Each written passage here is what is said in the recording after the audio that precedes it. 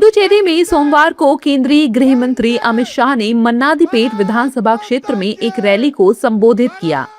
Rally के संबोधन में शाह ने कांग्रेस पर बड़ा हमला बोला और कहा कि राहुल गांधी पाकिस्तानी पेट्रोल की कीमत को भारत की कीमत बताकर भ्रम फैला रहे हैं।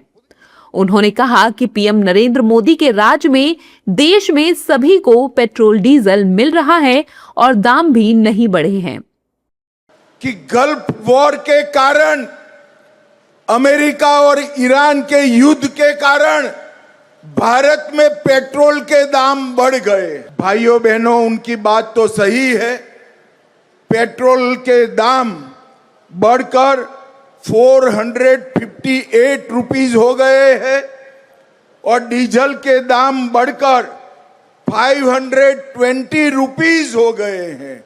मगर राहुल बाबा, वो भारत में नहीं पाकिस्तान में हुए हैं, पाकिस्तान में हुए। नरेंद्र मोदी जी के शासन में पूरी दुनिया में पेट्रोल डीजल की किल्लत है। घर से काम करने के ऑर्डर हुए हैं, 3 दिन का सप्ताह बना दिया है, दाम आसमान को छू रहे हैं। मगर भारत में सबको पेट्रोल और डीजल मिल रहा है और दाम भी नहीं बढ़े हैं।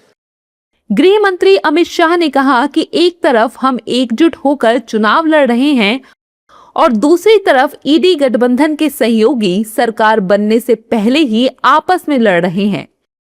सीपीआई और सीपीआईएम पहले ही इंडी गठबंधन से अलग हो चुके हैं। भाइयों बहनों, एक और हम एकजुट होकर चुनाव लड़ रहे हैं और दूसरी ओर इंडी अलायंस वाले अभी से, सरकार तो बनी नहीं है, अभी से सत्ता के लिए लड़ने का काम कर रहे हैं। और आप देखिए, वीसी के सीपीआई और सीपीआईएम पहले ही इंडी अलायंस छोड़ चुके हैं और डीएमके और कांग्रेस भी 5 सीटों पर एक दूसरे के खिलाफ लड़ रहे हैं। और जब एनडीए में बीजेपी, रंगास्वामी जी की पार्टी,